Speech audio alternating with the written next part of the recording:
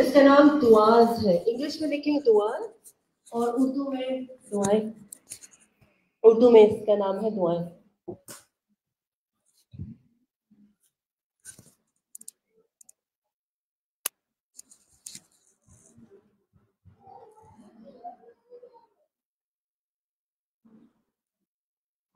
Purple سے colour کی ہے.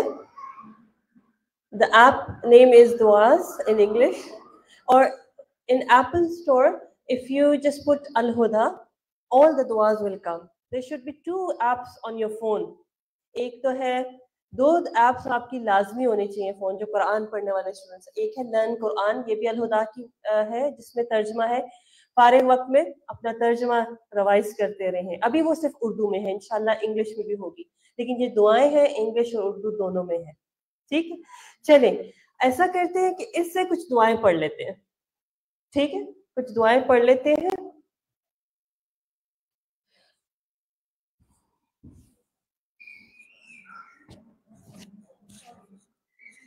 یس, یہی والی. آپ لوگوں کا کوئی گروپ ہے آپ کی کلاس کا؟ اگر جس کو مل گیا وہ لنک شیئر کر دے گروپ میں تاکہ سب کو آسانی ہو جائے.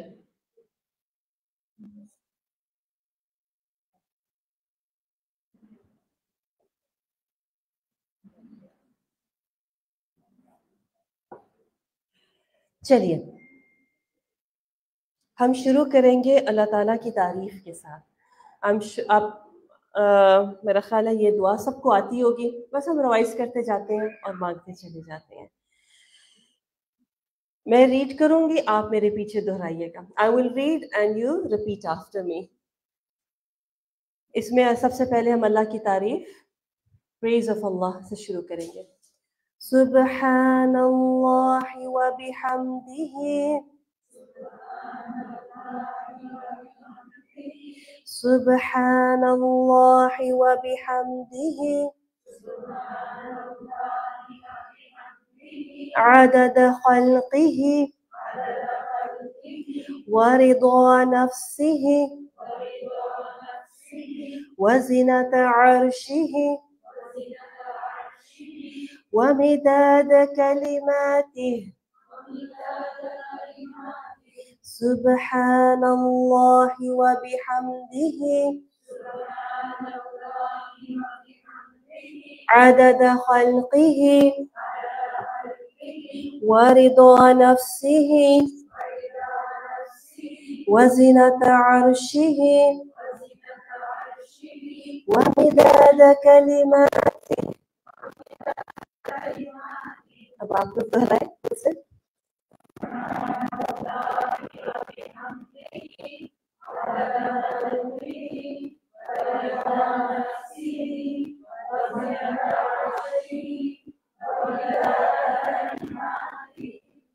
دوبارہ سے.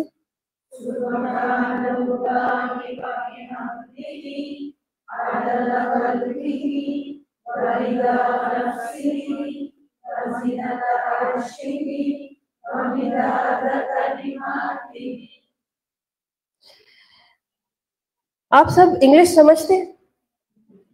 چلے میں انگلش میں اس کا ٹرانسلیشن کر دیتی ہوں. ٹھیک ہے. Glory be to Allah, Subhanallah. Glory be to Allah and praise be to Him, equivalent to the number of His creation, and equivalent to what pleased His being, and equivalent to the weight of His throne, and equivalent to the ink of His words. اللہ تعالیٰ کی تعریف اتنی زیادہ جتنی creation اللہ کی مخلوق ہے اور اس کی رضا کے مطابق. ٹھیک ہے, چلیں آگے چلتے ہیں. اب ایک درود پڑھ لیتے ہیں. دعاؤں کے آپ ماشاءاللہ قرآن کے اسٹوڈنٹس ہیں, یہ مجھے بتائیے جب دعا مانگتے ہیں اس کی ایٹیکیٹس کیا ہے, اس کا ادب کیا ہے, کیسے مانگنی چاہیے؟ ایک بندہ بتائے, ہاتھ کھڑا کرے, ایک بندہ. جی آپ. شاباش, ویل ڈن. پہلے اللہ تعالیٰ کی تعریف, درود, اور اس کے بعد اپنی دعا مانگیے. ٹھیک ہے, پھر ہم ایک درود بھی پڑھ لیتے ہیں. ٹھیک ہے. اللہم صلی علی محمد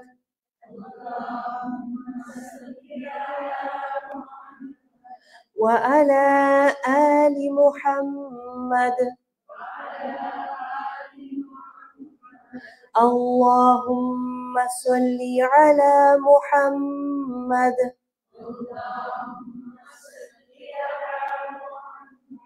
وعلى آل محمد. چلیں اب دعا مانگتے ہیں اللہ سے. کس چیز کی دعا مانگتے ہیں؟ میں دعا پڑھوں گی پھر میں آپ سے کوشچن کروں گی کیونکہ آپ لوگ ہیں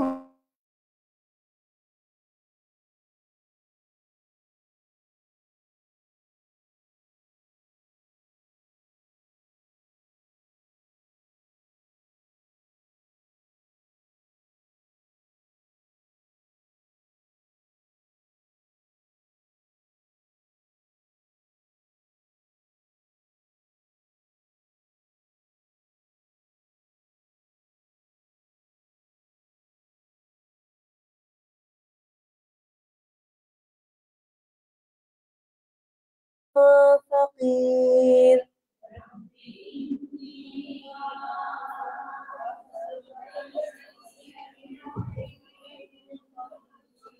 دو دفعہ آپ لوگ خود پڑھیں.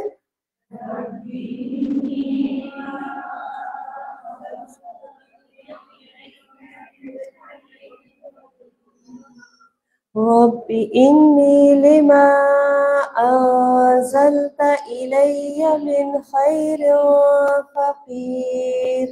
اچھا یہ بتائیے یہ کس کی دعا ہے؟ جی آپ موسیٰ علیہ السلام کی. کب گاڑی تھی انہوں نے دعا؟ ہاں جی کون سی مشکل تھوڑا سا بتائیے. ٹھیک ہے اور وہ ٹھیک ہے مدین میں تھے اور کیا ہوا تھا پھر؟ کدھر بیٹھے ہوئے تھے؟ جی اور سب کچھ کر کے ایک سائڈ پہ بیٹھے ہوئے تھے اور پھر کیا مانگا؟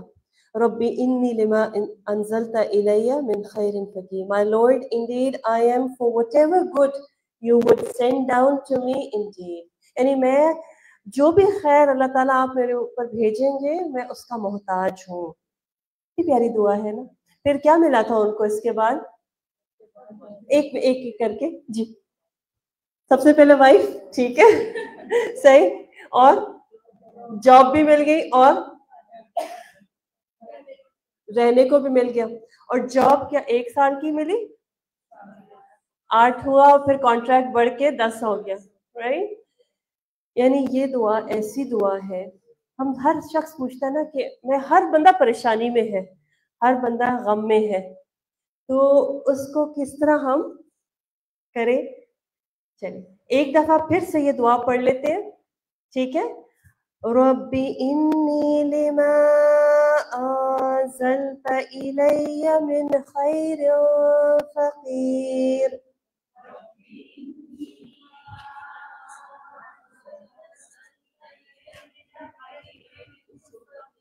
ایک دفعہ اور پڑھ لیں.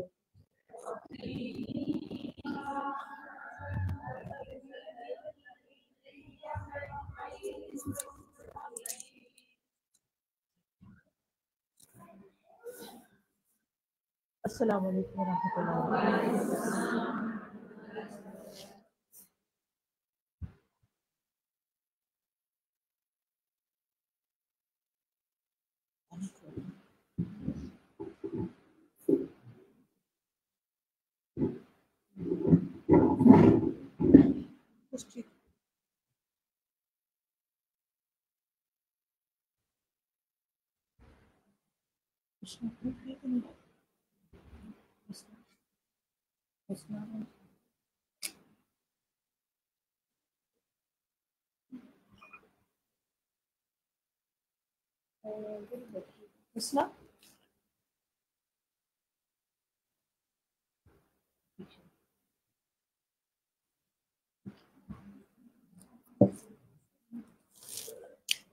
کسی چیز کو چلنے سے شروع ہو رہا ہے.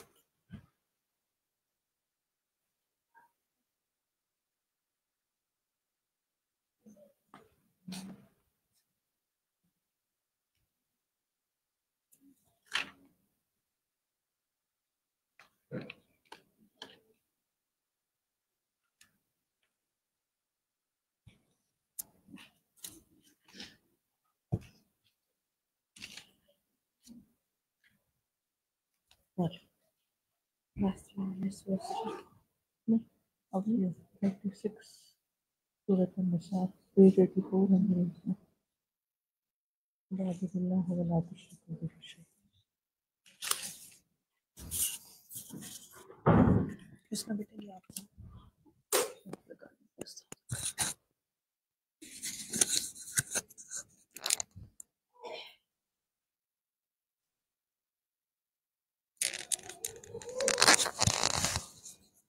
سورة النساء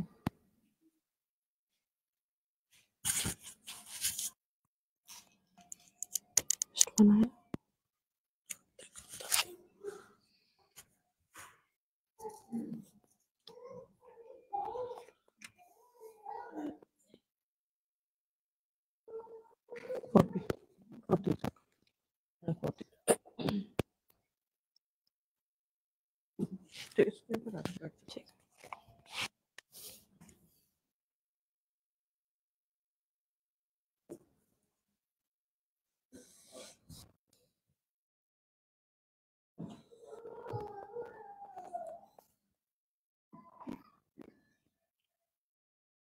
أعوذ بالله من الشيطان الرجيم.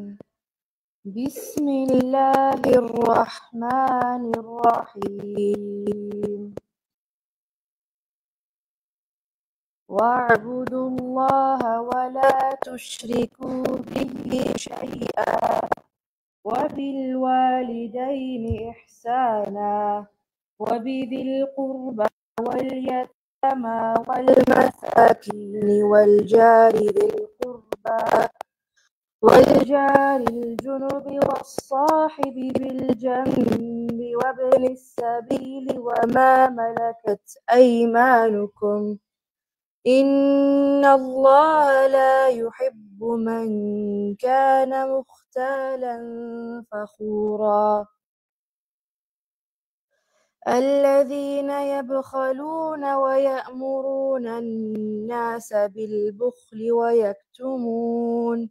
ويكتمون ما آتاهم الله من فضله وأعتدنا للكافرين عذابا مهينا والذين ينفقون أموالهم رئاء الناس ولا يؤمنون بالله واليوم الآخر ومن يكن الشيطان له قرينا فساء قرينا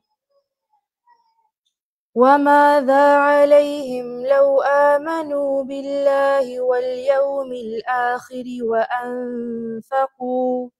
وأنفقوا مما رزقهم الله وكان الله بهم عليما إن الله لا يظلم مثقال ذرة وإن تك حسنة يضاعفها ويؤت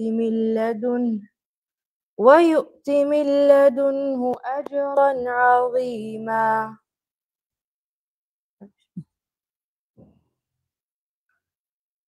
Worship Allah alone and associate none with Him, and be kind to parents, relatives, orphans, the poor, the near and distant neighbors, close friends, needy travelers, and those bondspeople in your possession. Surely Allah does not like whoever is arrogant and boastful. Those who are stingy promote stinginess amongst people and withhold Allah's bounties. We have prepared for the disbelievers a humiliating punishment. Likewise for those who spend their wealth to show off and do not believe in Allah or the last day, and whoever takes Satan as an associate, what an evil associate they have. What harm could have come to them if they had believed in Allah and the last day, and donated from what Allah had provided for them, and Allah has perfect knowledge of them.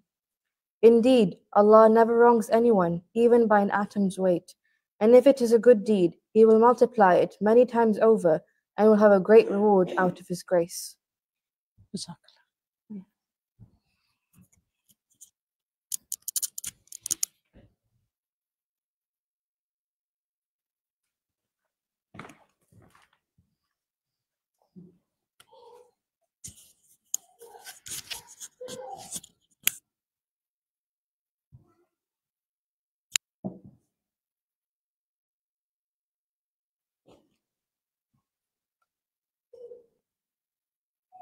السلام علیکم ورحمۃ اللہ وبرکاتہ.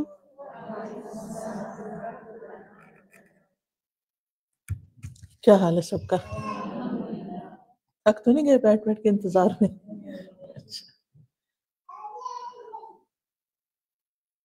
آج ہم انشاءاللہ سورۃ النساء کی آیت نمبر 36 سے آیت نمبر 40 تک چند آیات کا مطالعہ کریں گے. جب بھی کچھ لوگ اللہ کے گھروں میں سے کسی گھر میں اکٹھے ہوتے ہیں، اللہ کی کتاب کو پڑھتے ہیں، آپس میں سیکھتے سکھاتے ہیں، تو ایسے لوگوں پر اللہ تعالیٰ کی رحمت نازل ہوتی ہے.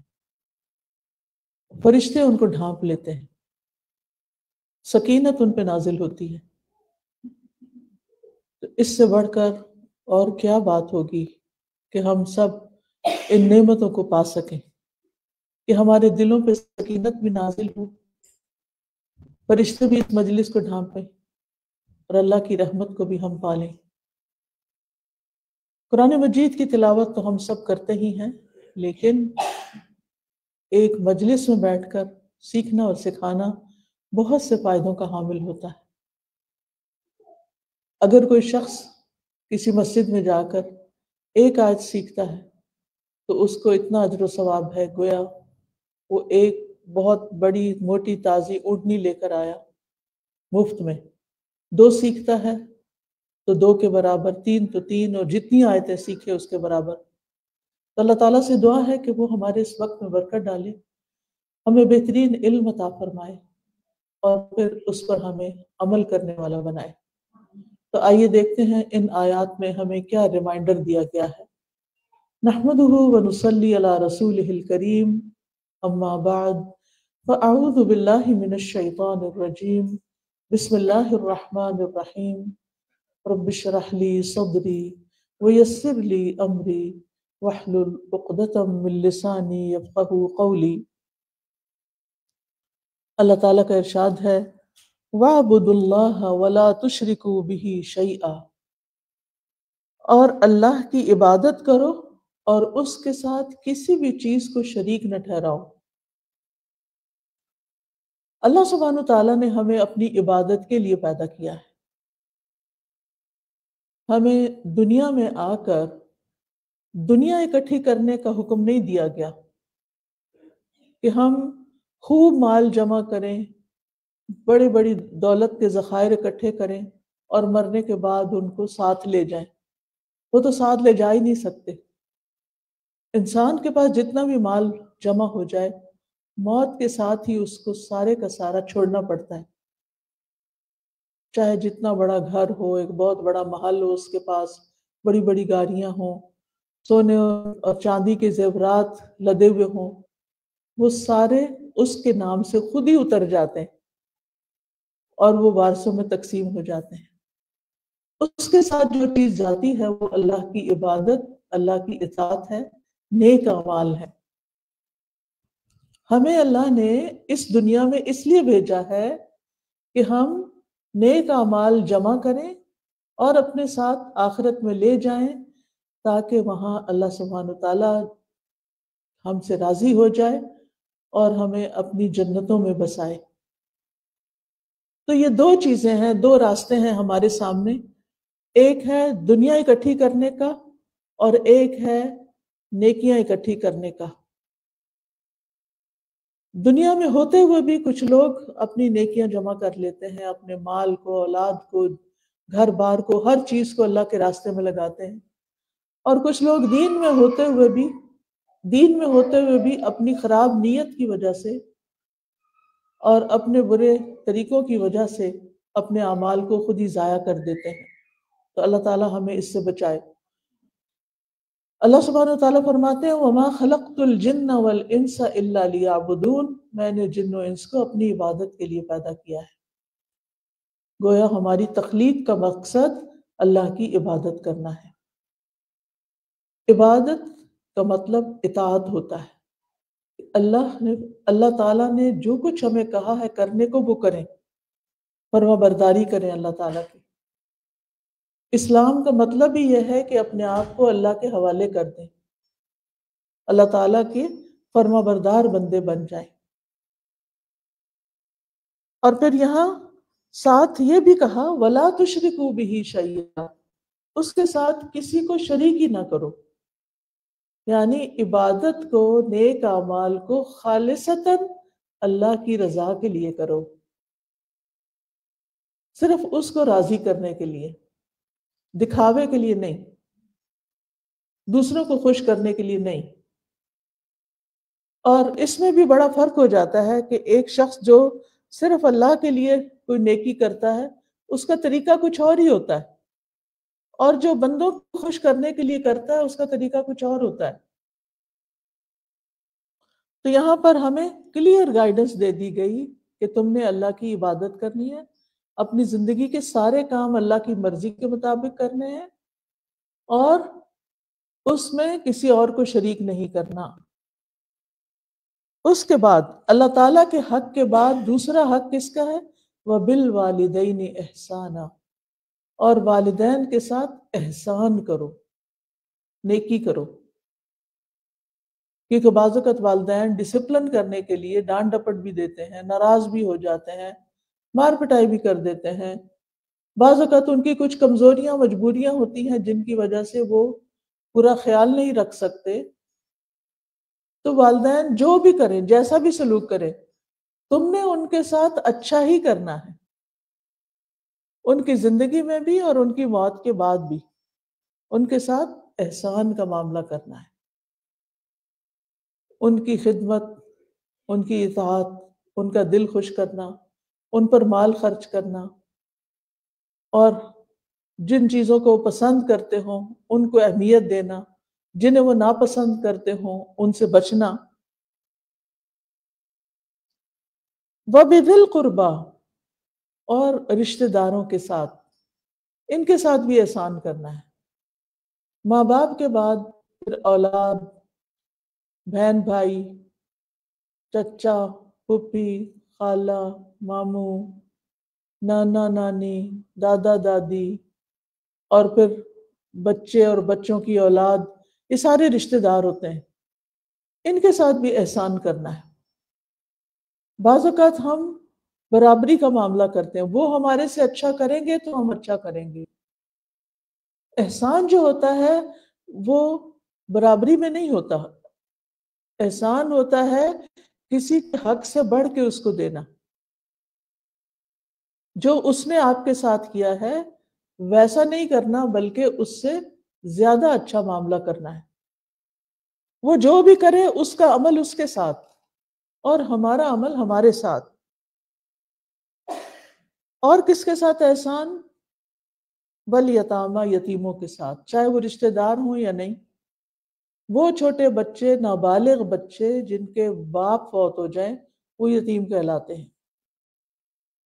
والمساکین، اور محتاجوں کے ساتھ، ضرورت مند، خواہ وہ رشتہ دار ہیں یا نہیں۔ رشتہ دار کی بات میں اس لیے کر رہی ہوں کہ بعض اوقات ہم اپنوں کو چھوڑ کے باہر نیکیاں کرتے رہتے ہیں۔ اپنے گھر والے ضرورت مند ہوتے ہیں، بعض لوگوں تو اپنی اولاد ضرورت مند ہوتی ہے تو اس کو نہیں پوچھتے، اوروں کو اور چیریٹیز میں اور ادھر ادھر مال خرچ کرتے رہتے ہیں۔ تو سب سے پہلا حق رشتہ داروں کا ہوتا ہے، کیونکہ ان کو دینے کا دگنا اجر ہوتا ہے۔ ایک رشتہ داری کا حق ادا ہوتا ہے اور ایک ان کے مسکین ضرورت مند ہونے کا حق ادا ہوتا ہے، صدقے کا اجر ملتا ہے۔ اور پھر نبی صلی اللہ علیہ وسلم نے یہ بھی فرمایا کہ جو شخص یہ چاہتا ہے کہ اس کے رزق میں برکت ہو اور اس کی عمر میں برکت ہو، اسے چاہیے کہ رشتہ داروں سے اچھا سلوک کرے۔ ہم میں سے کون ہے جو یہ نہیں چاہتا کہ ہمارا رزق اچھا ہو، ہماری عمر زیادہ ہو، برکت والی ہو؟ سبھی چاہتے ہیں۔ اس کا نسخہ بتا دیا کہ پھر اپنے رشتہ داروں سے تم نے اچھا کرنا ہے۔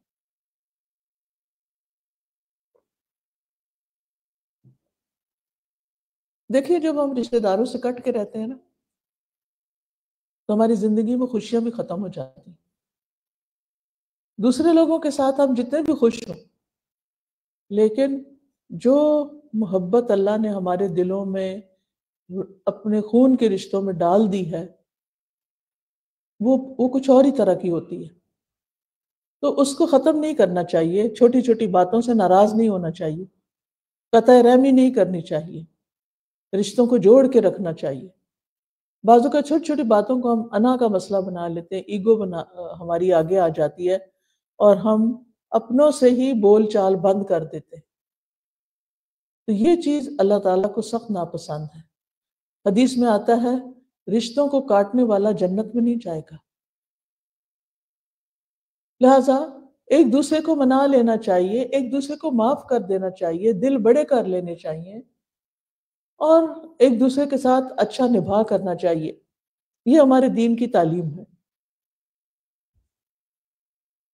اور اسی طرح سوسائٹی میں وہ جو یتیم ہیں، مسکین ہیں، جن کا کوئی نہیں، لاوارث ہیں، تو ہر مسلمان کے اوپر فرض عائد ہوتا ہے کہ وہ آگے بڑھ کر ان کی کیئر کرے، بلکہ جو کیئر نہ کرے ان کی شامت۔ فرمایا وَيْلٌ لِّلْمُصَلِّينَ وَوَيْلٌ لِّلْمُصَلِّينَ الَّذِينَ هُمْ عَنْ صَلَاتِهِمْ سَاهُونَ أَرَأَيْتَ الَّذِي يُكَذِّبُ بِالدِّينِ فَذَلِكَ الَّذِي يَدُعُّ الْيَتِيمَ وَلَا يَحُضُّ عَلَىٰ طَعَامِ الْمِسْكِينِ۔ کیا تم نے دیکھا اس شخص کو جو روز جزا کو جھٹلاتا ہے، یعنی قیامت کے دن کو نہیں مانتا؟ کون ہے یہ؟ فَذَلِكَ الَّذِي يَدُعُّ الْيَتِيمَ، یہ وہ ہے جو یتیم کو دھکے دیتا ہے، اپنے در سے دور کر دیتا ہے، مت آیا کرو یہاں، میں تمہاری شکل نہیں دیکھنا چاہتا۔ اور اس کا قصور کیا؟ وَلَا يَحُضُّ عَلَىٰ طَعَامِ الْمِسْكِينِ، مسکین کو کھانا کھلانے کی ترغیب نہیں دیتا۔ یہ نہیں کہا کہ نہیں کھلاتا، کھلانا تو ہے ہی، اوروں کو بھی کہنا کہ تم بھی کھلاؤ، مسکینوں کا خیال کرو۔ یہ ہمارے دین کی تعلیم ہے۔ وَالْجَارِ ذِي الْقُرْبَىٰ، اور پڑوسی جو رشتہ دار ہو اس کا خیال کرنا، اس کا حق پہلا ہے۔ وَالْجَارِ الْجُنُبِ، اور وہ پڑوسی جو اجنبی ہے، رشتہ دار نہیں ہے، دوسرا حق اس کا ہے، چاہے وہ مسلم ہے یا نان مسلم، سب کا ہی حق ادا کرنا ہے، ان کے ساتھ احسان کا معاملہ کرنا ہے، ان کی ضروریات پوری کرنی ہے۔ وَالصَّاحِبِ بِالْجَنبِ، اور پہلو کا ساتھی، کمپینین، اس سے مراد خاص طور پر شوہر ہے۔ ویسے تو ہر وہ بندہ جو ساتھ بیٹھتا ہے، جیسے آپ اکٹھے بیٹھے ہوئے، تو ہر ایک کو دوسرے کا خیال کرنا چاہیے کہ آپ کوئی ایسی حرکت نہ کریں کہ دوسرے کو تکلیف ہو۔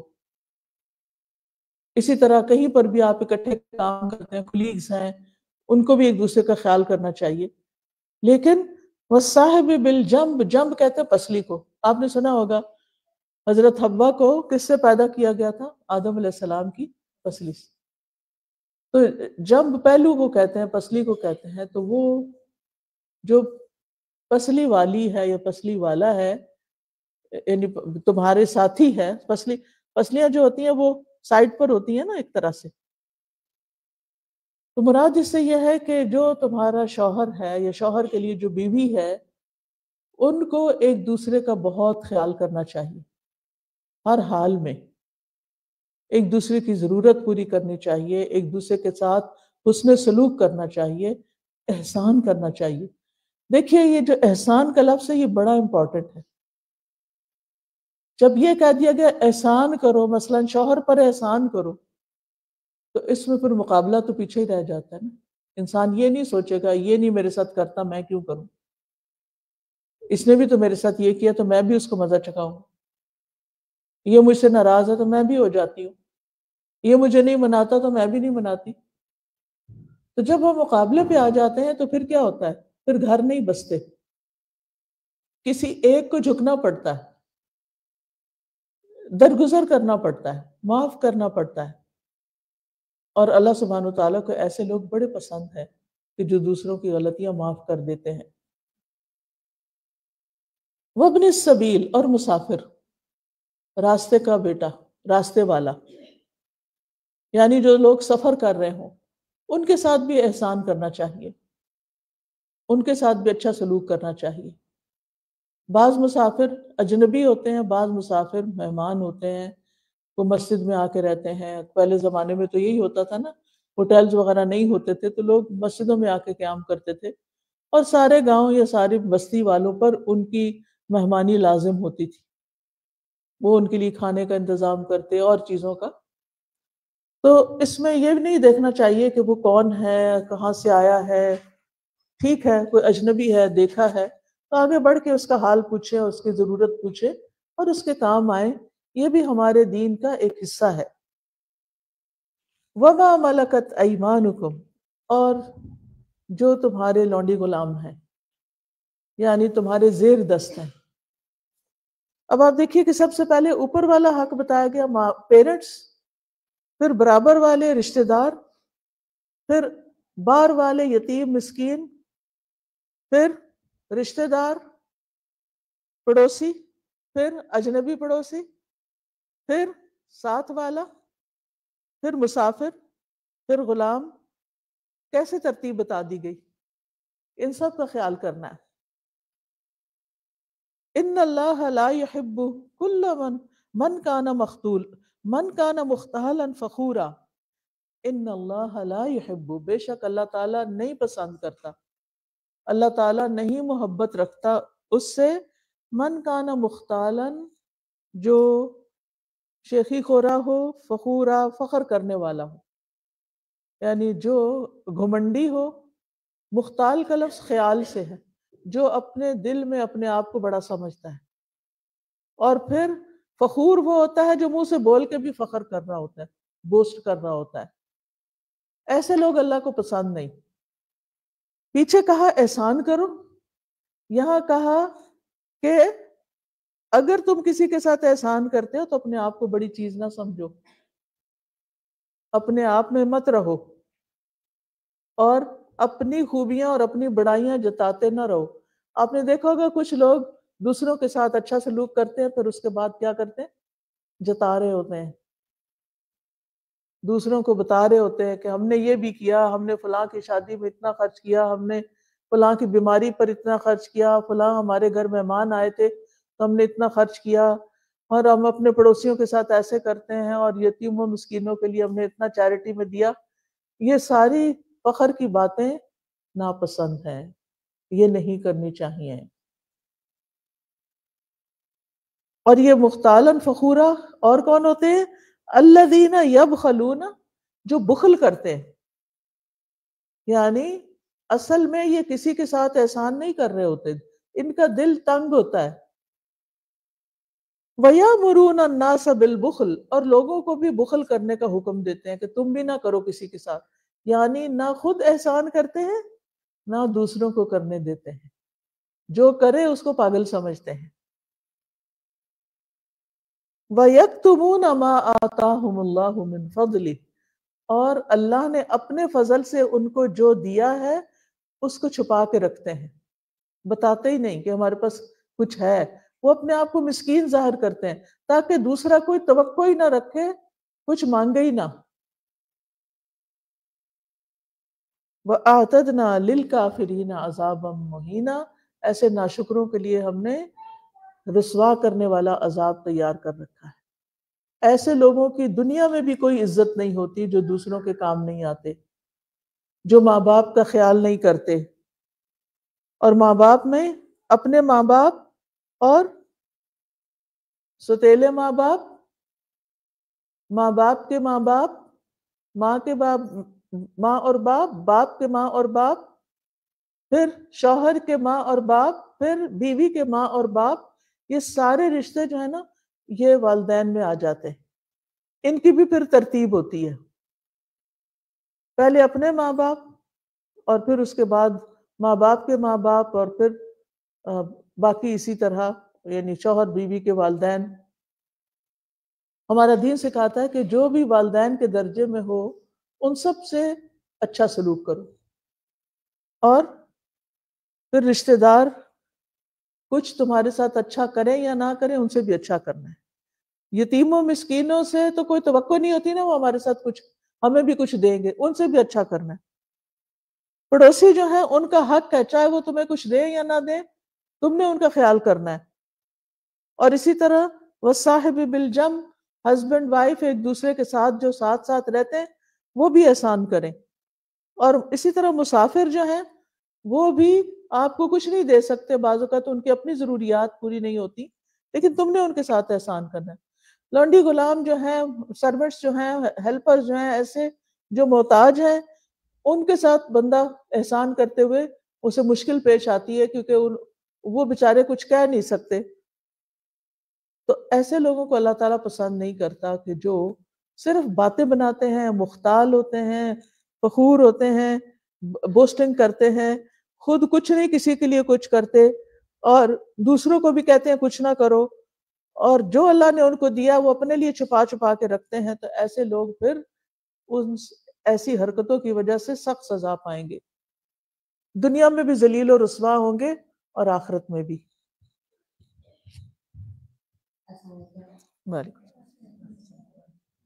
Islam is a very comprehensive way of life, right? And it doesn't want you to live alone, and it doesn't make you just responsible for yourself alone, but rather it takes into consideration your personal values, right? Your contribution to a family system, your contribution to a societal system, and your contribution to an ummah as a human being overall. It literally mentions every part that you have the opportunity to play in all of this. This way of life tells us, Islam tells us what our Creator likes, what is pleasing to Him, what qualities make us those that He will love, and what is displeasing to Him and what takes us further away from Him.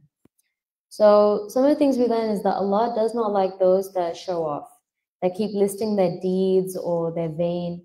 I don't know if you've ever come across somebody, but I actually know somebody who every time you meet them, I don't know why this happens, but every time you meet them, they'll just start listing things that they bought and the prices. So they'll just start saying things. They'll be like, I bought this frame, this is this much, then I got this handbag. And nobody asked. Like nobody asked anything. It's just it's a compulsion to them. They do it compulsively. It just comes out, right? And, you know, something like that, it's not a great, I don't think they do it purposely, but if you're doing it with intention, if you're doing it to show off, to make other people feel smaller, or to make yourself seem bigger, then that's not pleasing to Allah, right? And this also counts when it comes to good deeds. So sometimes people do really, really good deeds. They do something really nice, maybe something charitable, maybe something for the sake of Allah. Maybe their original intention was really good, but by the time they come to speaking to people about it, they've almost, you know, spoiled the deed by, you know, the way they talk about it, the way they try and show off and boast about it. Then there's other people who, they don't do anything nice for anybody, right? They don't want to even, they're tight-fisted, stingy. So whether it comes to spending from their money or their time or anything that they could contribute, they don't want to. Then some of those people don't even let other people do it. So if they see other people doing it, they'll be like, no, you shouldn't bother. You should save your money. You shouldn't bother. You should save your time, you know? These are people that Allah does not like. These are traits that we need to absolutely ensure are not within us, right? Some of these people, they'll go so far as to act poor and miskeen so that other people just don't have expectation of them. They'll act like, no, I don't have anything, right? Just so no one looks towards them. They do not, you know, declare the blessings that Allah has given them. And can I tell you something? The human mind, it naturally always wants to dig more. It wants more details. So for example, if I say you should do charity, your mind as a human being might be like, okay, who should I do charity to? And how much should I do? And what's the priority order of the doing charities? What's the best charity? SubhanAllah, our religion is so comprehensive. It's so detailed and expanded that all of this is answered. Right? You're told that, like, who is the one that's most worthy of your good treatment, right? Who should you do ihsan with? And there's an order of that as well, right? So whether it's your parents and then their parents and then your the great-grandparents, spouses' parents, everyone is ordered out, right? And the way Islam works is that it's connected to your actual human experience. It's a religion that was created based on the fitrah, right? Your innate disposition as a human being. So if you do these things, you are successful in this life, and then you are successful in the hereafter. When you do not do these things, you are dishonored in this life, and then you are dishonored in the hereafter.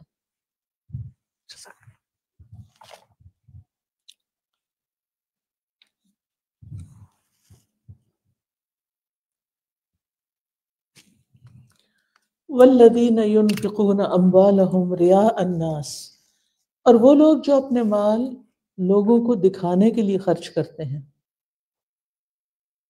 دکھاوا کرنے کے لیے خرچ کرتے ہیں، شو of کرنے کے لیے کہ ہم بڑے مالدار ہیں، چاہے ان کے پاس ہے یا نہیں ہے، دونوں صورتوں میں.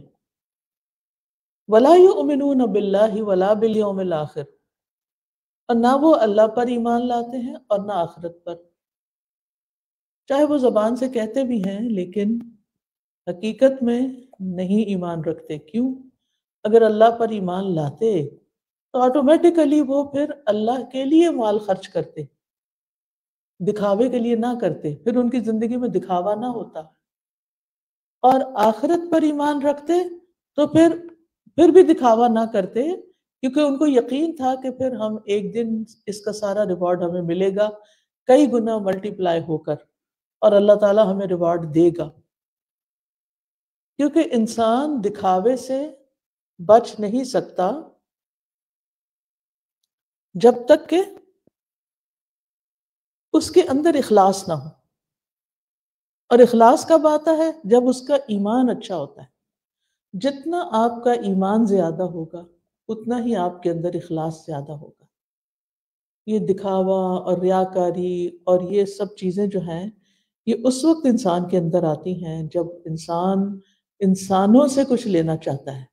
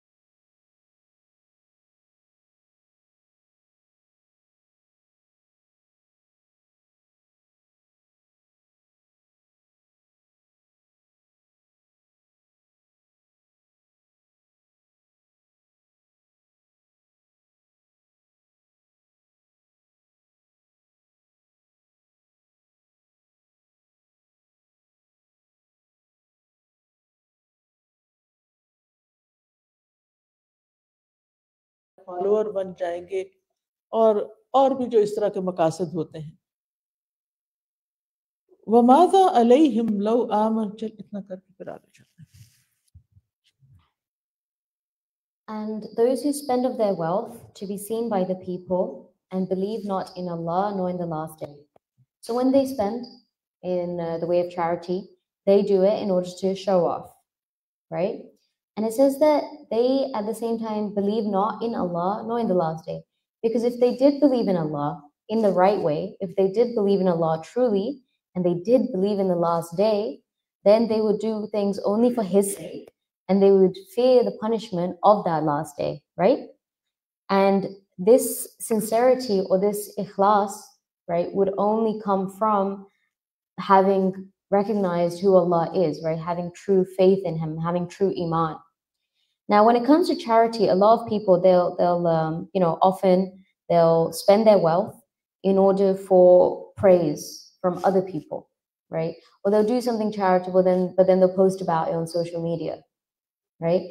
And they'll do it because they want to avoid people saying that, oh, that person is stingy, they never do charity. So either to win their praise or to avoid their negative words, right? But how often do we stop and think, what does Allah think about me? Does Allah think I'm generous, or does Allah think I'm tight-fisted and stingy? We're so absorbed in thinking about other people's opinions, even though other people's opinions change throughout the day. Like a human being changes their opinions constantly. They're always in a state of just agreeing, disagreeing, changing. So why does it really matter what people think, right? When the only opinion that really is going to make a difference on the last day is what Allah subhanahu wa ta'ala thinks of us. And he to whom shaitan is a companion. So shaitan is involved, right? First, he doesn't let us do charity. Then when we do want to spend from our wealth or from whatever we've been given, he, if we somehow manage to do it, we fight the battle and we win. Then as soon as we've done it, he'll put something inside us like, okay, now you need to take a picture and put it on social media, right? Because you need to tell people. Okay, fine. We fight that battle. We don't post it on social media. But then we meet up with a friend and then we feel the need to tell the friend like how good we are, how many great things we've done today. So on every level, shaitan will keep trying to cancel out that good deed, right?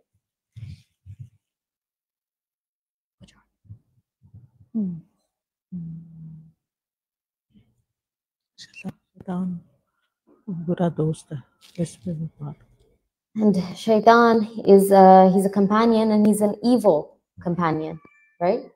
And he's described as an evil companion because he wants to ruin our hereafter, right? He has no good intention for us, and that's from the beginning. He's always had this, and if you think about it, he's always been there, so he's familiar with the human psyche, right? He's familiar with, oh, the human does this and the human does that, so he knows how to play these games because he's been watching humans for such a long time, right? And by the way, whenever companion is mentioned, you realize sometimes in the Quran, companion is used for the companions of Jannah, right? Sometimes it's used for the companions of hellfire, right? A companion is someone that's constantly with you, right? They're always with you. They never leave your side, right? So when it's used in this context, it's quite scary because it's like shaitan is constantly with this kind of people, right? And it's evil that's with these kind of people at all times. وَمَاذَا عَلَيْهِمْ لَوْ آمَنُوا بِاللَّهِ وَالْيَوْمِ الْآخِرِ اور ان کا کیا بگڑتا اگر یہ اللہ اور یوم آخرت پر ایمان لاتے. ان کو یقین ہوتا کہ اللہ دیکھ رہا ہے اور اللہ کا دیکھنا سب سے اچھا ہے اور آخرت آئے گی اور ہمیں سارا ریوارڈ ملے گا, تو پھر ان کو یہ ایسا کچھ کرنے کی ضرورت نہیں تھی. وَأَنفَقُوا مِمَّا رَزَقَهُمُ اللَّهُ اور اللہ نے انہیں جو رزق دیا اس میں سے خرچ کرتے, تو ان کا کیا نقصان ہوتا. یعنی یہ ہر انسان کے لیے ہے. آپ ہر ایک اپنے اوپر لے کر دیکھیں کہ اگر میرے اندر یہ یقین ہے, ایمان ہے کہ میں جو بھی کر رہی ہوں اس کا ریوارڈ ضرور ملے گا اور میرا رب مجھ سے خوش ہوگا, کیونکہ جو میں دے رہی ہوں وہ اسی کے دیے ہوئے میں سے ہے, میں اپنے پاس سے کہیں نہیں لائی. اب سوچے ذرا, کیا ہم ماں کے پیٹ سے کچھ لے کر آئے تھے ساتھ؟ کیا لائے تھے؟ کچھ بھی نہیں. اسی طرح انسان جب بڑا ہوتا ہے, ٹھیک ہے محنت کرتا ہے, کمائی کرتا ہے, لیکن سب کو کمائی کا بدلہ دنیا میں تو نہیں ملتا.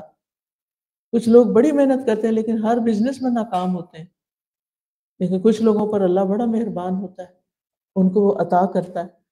تو ایسی صورت میں انسان سوچے کہ جو میں دے رہا ہوں وہ اللہ کا دیا ہوا ہے, اللہ نے مجھ پر احسان کیا ہے, لہٰذا میرے لیے لازم ہے کہ میں بھی بندوں پر احسان کروں. جیسے قارون کو کہا گیا تھا وَأَحْسِن كَمَا أَحْسَنَ اللَّهُ إِلَيْكَ, لوگوں پر احسان کرو جیسے اللہ نے تجھ پر کیا ہے. یعنی ہمیں سے ہر ایک سوچے کہ جو بھی نعمت مجھے ملی ہے, رزق میں نا صرف مال نہیں ہوتا, ہر چیز ہوتی ہے جو بھی اللہ کی طرف سے ہمیں نعمتیں ملی ہیں.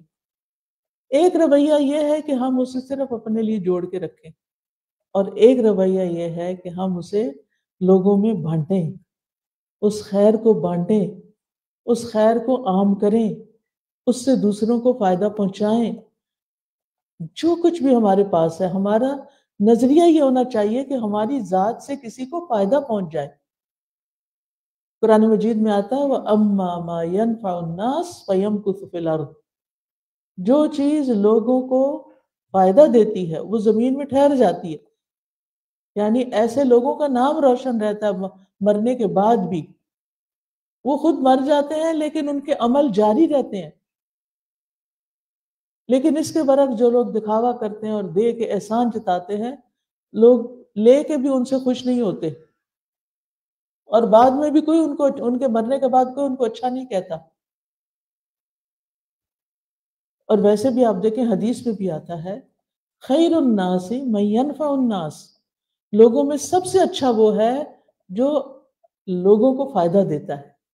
ہم میں سے ہر ایک کو سوچنا چاہیے کہ میں اپنی ذات سے کسی کو کیا فائدہ دے سکتی ہوں، میرے پاس کون سی ایسی دولت ہے، علم کی دولت ہے یا مال کی ہے یا کوئی سکل ہے، کچھ بھی، اس سے میں دوسروں کو کیسے فائدہ پہنچا سکتی ہوں، بالکل بے لوث ہو کر، مخلص ہو کر، یعنی کسی لالچ کے بغیر، کسی تعریف کی تمنا کے بغیر، یعنی جو اللہ نے دیا ہے اس کو لوگوں کے فائدے کے لیے استعمال کروں۔ اور یہ یاد رکھیے کہ جو دینے والا ہوتا ہے وہ دراصل لینے والا ہوتا ہے، دے کر آپ کی کسی چیز میں کمی نہیں ہوتی، وہ واپس آپ کو ملتی ہے کئی گنا بڑھا کر۔ اگر آپ اپنے مال میں سے دیتے ہیں تو مال کئی گنا بڑھ کے واپس آتا ہے، علم میں سے دیتے ہیں تو آپ سکھا کے زیادہ سیکھتے ہیں، کوئی اور سکل ہے آپ کے پاس تو وہ آپ کی سکل جو ہوتی ہے وہ اور زیادہ انہینس ہوتی رہتی ہے۔ Any thing you name it, کہ جو آپ کے پاس ہے اگر آپ اس کو دیں گے تو اللہ سبحانہ وتعالیٰ آپ کو مزید اور نعمتوں سے نوازے گا۔ فرمایا وَقَانَ اللَّهُ بِهِمْ عَلِيمًا، اور اللہ ان کو خوب جاننے والا ہے، اللہ کو ان کے بارے میں سب پتہ ہے، کیا دے سکتے ہیں، کتنا دے رہے ہیں، کس نیت سے دے رہے ہیں، اور کیا انہوں نے سینت کے رکھا ہوا ہے، اپنے لیے بچا بچا کے رکھا ہوا ہے، جبکہ وہ ان کے کام بھی آنے والا نہیں۔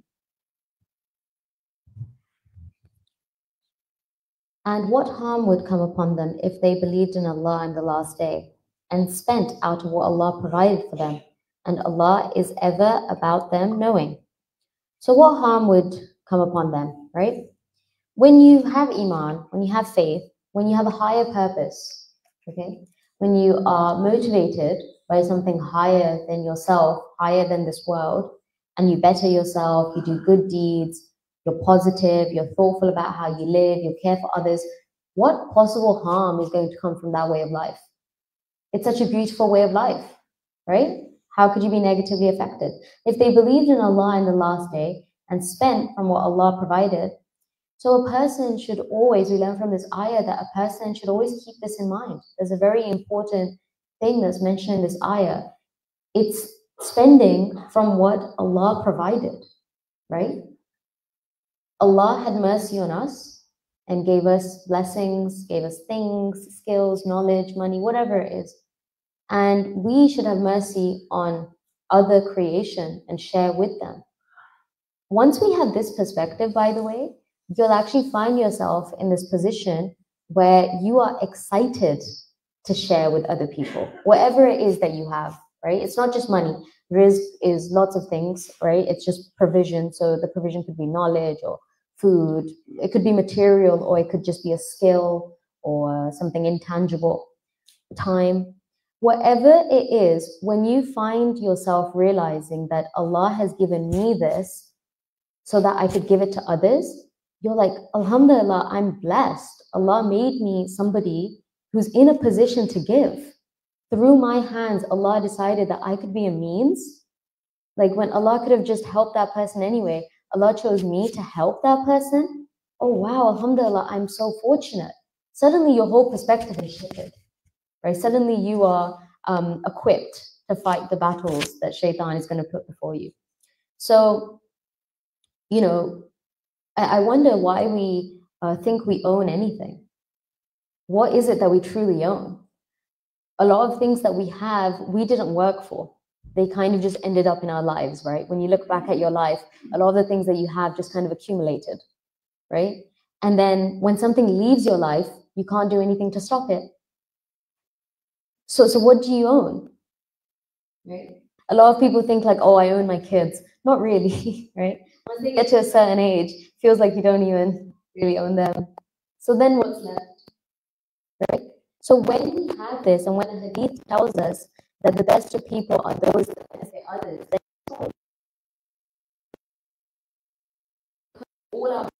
all the provision God has given us, right? Wealth, children, whatever it is, for His sake, to benefit others, right? And keep in mind, if you're giving, you're actually taking.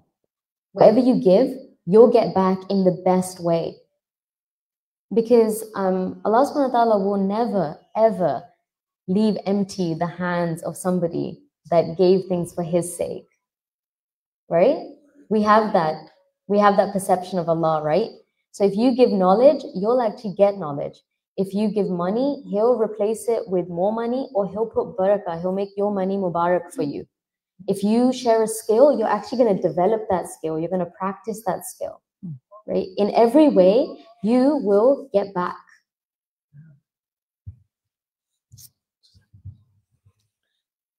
اور آخری آیت جو ہے یہ بہت زبردست ہے اور یقین پورا کرا دیا گیا کہ جو بھی کرو گے، ایک ذرے جتنا بھی کرو گے تو وہ ذرہ پہاڑ بن جائے گا. ان اللہ لا یظلم مثقال ذرۃ، بے شک اللہ ظلم نہیں کرتا ایک ذرے کے برابر بھی. کہ اگر کسی نے ایک ایٹم جتنی کوئی چیز اللہ کے راستے میں دی ہے، اللہ تعالیٰ اس کو بھی لوٹائے گا. وَإِن تَكُ حَسَنَةً، اگر وہ ذرہ نیکی کا ہوا، نیکی کی انسان نے، یضاعفها، تو اللہ تعالیٰ اس کو بڑھا دے گا. وَيُؤْتِ مِن لَّدُنْهُ أَجْرًا عَظِيمًا، اور اپنے پاس سے اجر عظیم عطا کرے گا. کتنی خوبصورت آیت ہے یہ، کس قدر ایمان بڑھاتی ہے. کہ پہلی بات تو یہ کہ جو تم اللہ کے راستے میں دو گے اللہ کے دیے ہوئے میں سے، اگر وہ ایک ذرے کے برابر ہے تو اللہ تعالیٰ ذرے کے برابر بھی کمی نہیں کرے گا، اور ذرے کو ذرہ نہیں رہنے دے گا بلکہ کئی گنا ملٹی پلائی کرے گا. جیسے وہ آتا ہے نا ایک حدیث میں کہ جو شخص کھجور کا ایک ٹکڑا بھی اللہ کے راستے میں دیتا ہے خالص اللہ کو راضی کرنے کے لیے، تو وہ کتنا بن جائے گا؟ احد پہاڑ جتنا. اللہ تعالیٰ اس کو لیتا ہے اور اس کو بڑھانا شروع کر دیتا ہے. اس کو اتنا نہیں چھوڑتا جتنا وہ ہے بلکہ زیادہ کرتا ہے، اور انسان حیران ہو جائے گا. وہ جو ایسے میں نے راہ چلتے کسی کو ایک کھجور پکڑا دی تھی، سوچا بھی نہیں تھا، لیکن اس کو بس دے دی تھی، اس سے توقع نہیں رکھی تھی کہ یہ بھی مجھے واپس کرے گا، یا دکھاوے کے لیے نہیں دی تھی، بس اللہ کو خوش کرنے کے لیے، اس کو بھی بھوک لگی ہوگی، چلو اس کا بھی مدد کر دوں. تو وہ اتنا بڑا پہاڑ بن کے سامنے آئے گا تو انسان حیران ہو جائے گا. کیا دنیا میں کسی بھی کام کا کوئی انسان آپ کو اتنا بڑا بدلہ دے سکتا؟ کبھی بھی نہیں. اللہ کے خزانے وسیع ہیں، آسمان و زمین پہ حاوی ہیں. تو اس لیے بہت ضروری ہے کہ انسان اللہ کی خاطر تھوڑا ہو یا زیادہ کرتا رہے. اور اللہ نے یہ بھی وعدہ کیا ہے کہ وہ ذرے کو بھی بڑھائے گا، اور اس کے علاوہ وَيُؤْتِ مِن لَّدُنْهُ أَجْرًا عَظِيمًا، اور اپنے پاس سے، یعنی تم نے کیا نہیں لیکن چونکہ تم نے اللہ کی خاطر خالص ہو کے کیا، اللہ تم سے خوش ہو گیا، لہٰذا وہ اپنے پاس سے ایکسٹرا تمہیں اجر عظیم عطا کرے گا. اس پر ایک تو تمہاری چیز کو ملٹی پلائی کرے گا، اور ایک جس طریقے پر تم نے خرچ کیا اس سے خوش ہو کر، راضی ہو کر تمہاری نیکی پر تمہیں اجر عظیم عطا کرے گا. یہ وعدہ کوئی انسان نہیں کر سکتا کسی سے. آپ جہاں مرضی دنیا میں جاب کر لیں، یہ کچھ نہیں ملے گا جو اللہ کے راستے میں دینے اور کرنے سے ملے گا. اللہ تعالی ہمیں اس کی توفیق عطا فرمائے. Indeed, Allah does not do injustice even as much as an atom's weight. While if there is a good deed, He multiplies it and gives from Himself a great reward. So this is a very powerful and profound ayah, right? It's a ayah that should encourage us to run to try and do something good, right? Even if you do the smallest thing. How small is an atom? How tiny and insignificant. We can't even see it. It's so small, right? And it's saying that if it's just that tiny, tiny, minuscule, almost invisible, barely there good deed, even that Allah will do no injustice. He will multiply it. So in the world, we mostly function on a like-for-like basis, right? You do one thing, you'll get one thing back. You do two things, you'll get two things back, right? You work 2 hours, you'll get paid for 2 hours, etc., right? But this is shifting our perspective to Allah's power, where Allah does not respond like for like. You do one small atom's weight, some afterthought good deed that you did just on the road, and Allah multiplies it, and then from Himself will give a great reward. So it's not even something you could perceive. It's something that comes only from Himself, right? This is actually the mercy of Allah. And again, it's so powerful because it opens our minds to a reality where we start to recognize that Allah's treasures are vast. Allah's kingdom is vast, way, way, way greater than what we've experienced in this life, right? And this is what it means to even have Iman, is to believe this. It's to really live this. And when we believe that from His reward, He's going to give us a great reward for even the smallest thing we do, then, you know, inshallah, we will feel motivated to not just do the small things, but also the big things, right? Because what's better than Allah one day saying to us, I'm pleased with you. I accepted your deeds, right? That's just, there's nothing else. There's really nothing else, right? May Allah subhanahu wa ta'ala make us among those that get to hear that, get to witness that. یہ تو تھی چند آیات. یہاں پر کوئی دعا بانٹی گئی, gift دیا گیا جی؟ ہاں ایک یہاں دے دیں, ٹھیک ہے, بہت اچھی. یہ آپ کے لیے گفٹ ہے, اور اس میں 23 چیزوں سے پناہ مانگی گئی ہے کہ ان شر سے اللہ تعالیٰ ہمیں بچا کے رکھے. تو یہ آپ سب اپنے دعا یاد بھی کر لیں, فریم میں لگا کے گھر میں سجا بھی دیں, ڈیکوریٹ کر لیں, اور اس کے بعد یہ ہے کہ اس کو روز مانگا بھی کریں. انشاءاللہ اللہ تعالیٰ آپ کو ہر شر سے بچائے گا. کیونکہ اکثر میں جہاں جاتی ہوں وہاں لوگ کہتے ہیں کوئی دعا بتا دیں اس تکلیف سے بچنے کے لیے, اس مشکل سے بچنے کے لیے. تو ہمیں دعائیں سکھا دی گئی ہیں, آلریڈی موجود ہیں, لیکن ہمیں پتہ ہی نہیں ہوتا. اس لیے بہتر یہ ہے کہ ہم ان کو مانگنا شروع کریں. تو آپ نے یہ کارڈ ضائع نہیں کرنا, کہیں نہ کہیں لگا دینا ہے, چاہے فریج پہ میگنیٹ سے لگا دیں یا کسی چھوٹے سے فریم میں ڈال کے رکھ لیں کہیں سامنے, اور کھڑے کھڑے وہاں پر پڑھ لیا کریں. مثلاً اگر آپ جہاں پر آپ کا ڈریسنگ ٹیبل ہے یا کوئی ایسی جگہ ہے جہاں آپ اپنے کیئر کرتے ہیں, تو ساتھ ساتھ آپ دعا بھی کرتے چلے جائیں, مانگتے بھی چلے جائیں. کس کو نہیں ملا ہاتھ کھڑا کریں, سب کے پاس ہے, چلے ٹھیک ہے, الحمدللہ. ایک مجھے دے دیں. چلیے آپ میرے پیچھے پڑھیں, یہ دعا ہم مانگیں گے بھی, اور اس کے جو پروننسیشن ہے وہ بھی ٹھیک کر لیں گے. اللہم انی اعوذ بک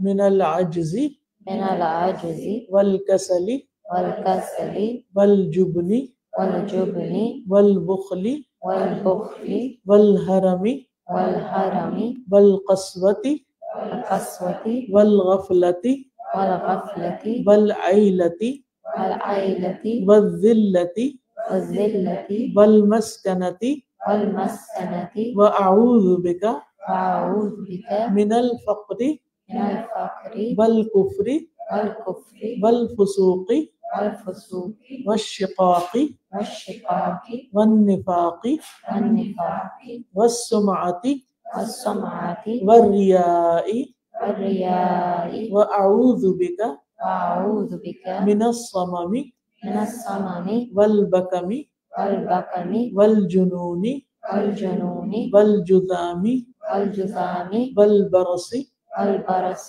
وسيء الأسقام. وسيء الأسقام. اب اس کی انگلش ٹرانسلیشن سن لیں. O Allah, I seek refuge in you from helplessness, laziness, cowardice, miserliness, senility, harshness, heedlessness, scantiness, humiliation, and deprivation. I seek refuge in you from poverty, infidelity, disobedience, opposition, hypocrisy, bad reputation, and pretense. I seek refuge in you from deafness, dumbness, insanity, leprosy, leukoderma, and from all bad diseases. اے اللہ میں عاجزی سے تیری پناہ چاہتا ہوں، سستی، بزدلی اور بخل سے تیری پناہ چاہتا ہوں، انتہائی بڑھاپے اور سخت دلی، غفلت اور تنگ دستی سے تیری پناہ چاہتا ہوں، ذلت اور ناداری سے تیری پناہ چاہتا ہوں، اور محتاجی، کفر، نافرمانی، مخالفت، منافقت سے تیری پناہ چاہتا ہوں، بری شہرت اور ریاکاری سے میں تیری پناہ چاہتا ہوں، اور میں بہرا ہونے، گنگا ہونے، پاگل پن، کوڑ، برس اور تمام بری بیماریوں سے تیری پناہ چاہتا ہوں۔ ہم میں سے ہر کوئی ان چیزوں سے ڈرتا ہے۔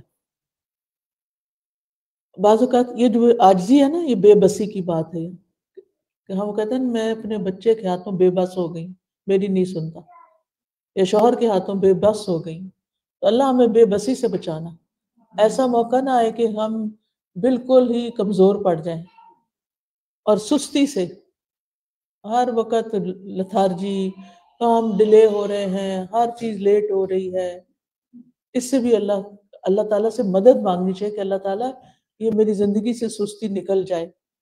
بزدلی یعنی ہر چیز سے، ہر کسی سے ڈر جانا، ہر چھوٹی بڑی خبر سے ڈر جانا، تو ہر وقت بندہ ڈرا رہے تو زندگی جہنم بنی رہتی ہے۔ انتہائی بڑھاپے سے جب انسان دوسروں کا محتاج ہو جاتا ہے، بچے بھی تانگ آ جاتے ہیں اور وہ بھی کسی ہوم میں چھوڑ آتے ہیں، اللہ اس زندگی سے پناہ دینا، اور سخت دلی کہ کسی پر رحم ہی نہ آئے، اس سے بھی بچا لینا، غفلت، ہیڈ لیسنس، اچھا ہو جائے گا، دیکھا جائے گا کیا ہوتا ہے، کر لیں گے بعد میں، صحیح پھر صحیح، اور نماز کا وقت ہو گیا ہے تو بس اچھا اینڈ ڈیلے کر کے پڑھنا، تنگ دستی یعنی ہاتھ میں کچھ ہے ہی نہیں، اپنی ضرورت پوری کرنے کے لیے بھی نہیں، اور ناداری یعنی محتاجی، غربت، اللہ غریب ہونے سے بچانا، محتاجی، کفر، نافرمانی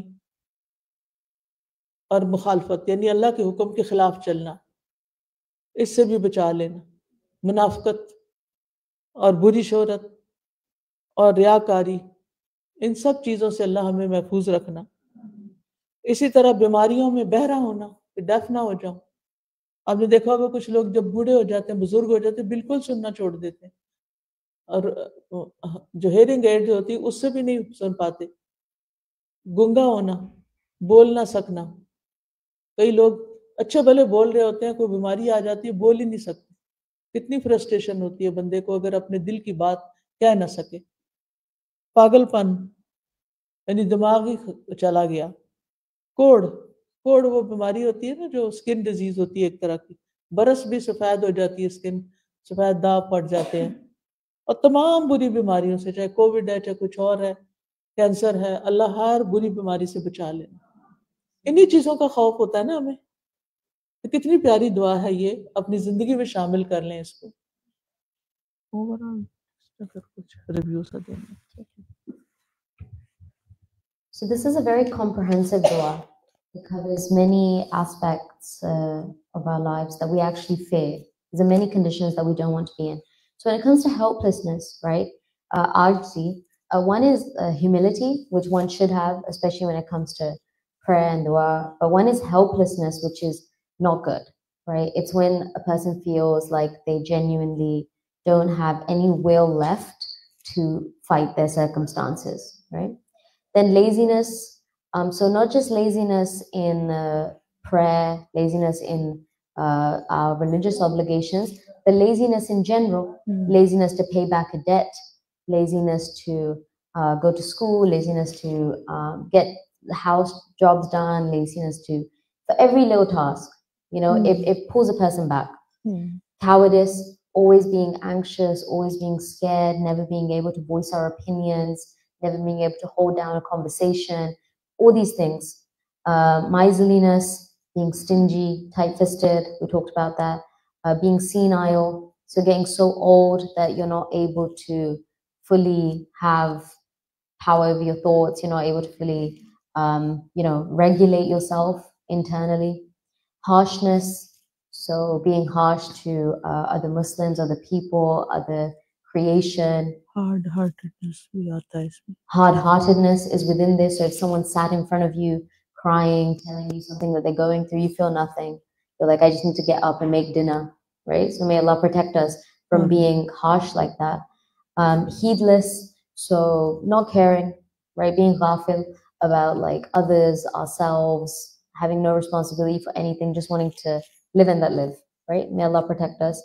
Scantiness, humiliation, obviously things nobody wants to experience, nobody wants to be in a state of humiliation. Deprivation, so not being able to fulfill our own needs, not being able to help other people. I seek refuge in Allah from poverty, infidelity, disobedience, so not obeying the commands of Allah, right? Not obeying the rules and rights of people that are in our lives. Opposition, hypocrisy. We often talk about how major hypocrisy is when it comes to diseases of the heart, right? Sicknesses of the heart. Hypocrisy is a severe, severe illness. So showing that you're one kind of person, you're being another kind of person internally. May Allah subhanahu wa ta'ala protect us from being like that. Bad reputation, pretense.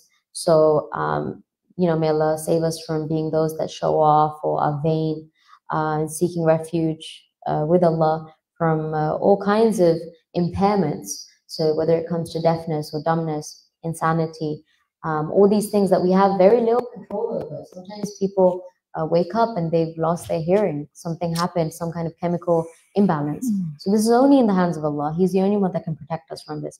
And then it's leprosy, leukoderma, and other diseases. So whether it's a skin disease or an internal disease, whatever kind of illness, a very comprehensive dua that we should definitely make a part of our regular routine.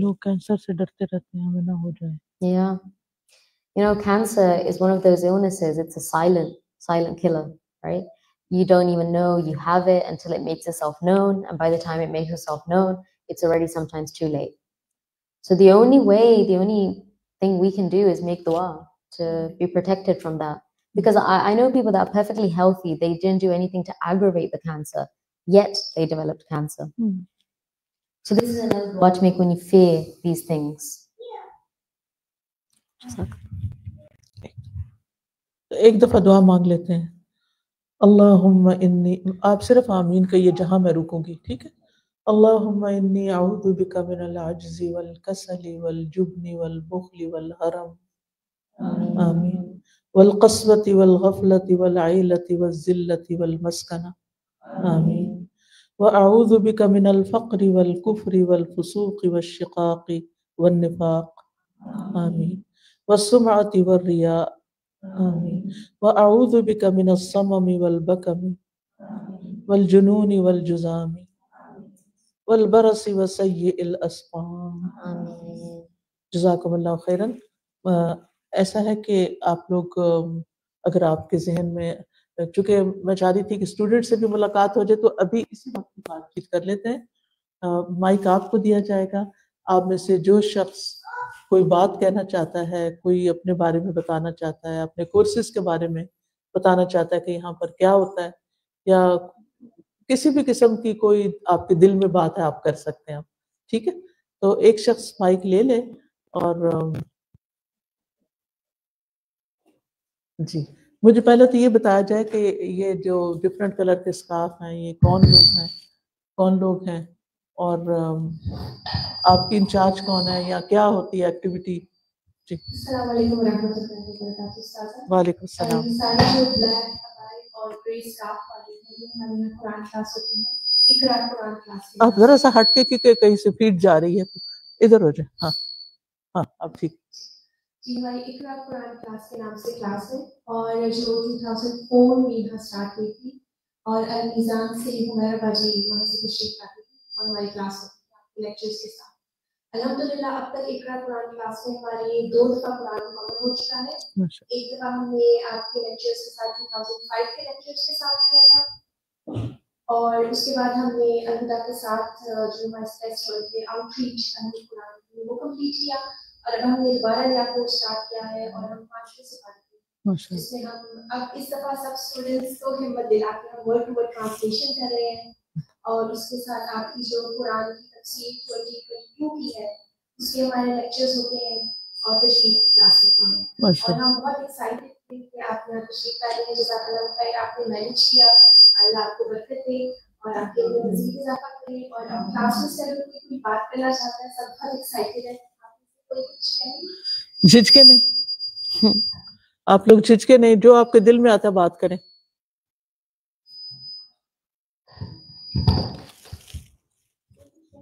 کوئی بھی کچھ دعا میں یہ بھی تھا کہ cowardice نہیں. ہاں میں بھی یہی سوچ رہی تھی. ابھی تو ہم نے کہا بزدلی نہیں دکھانی چاہیے, ڈرنا نہیں چاہیے. شاید سن کے تھک گئے ہیں اب. وعلیکم السلام. اس کو ذرا سا اپنی طرف موڑ لیں, ایسے کر. اوہو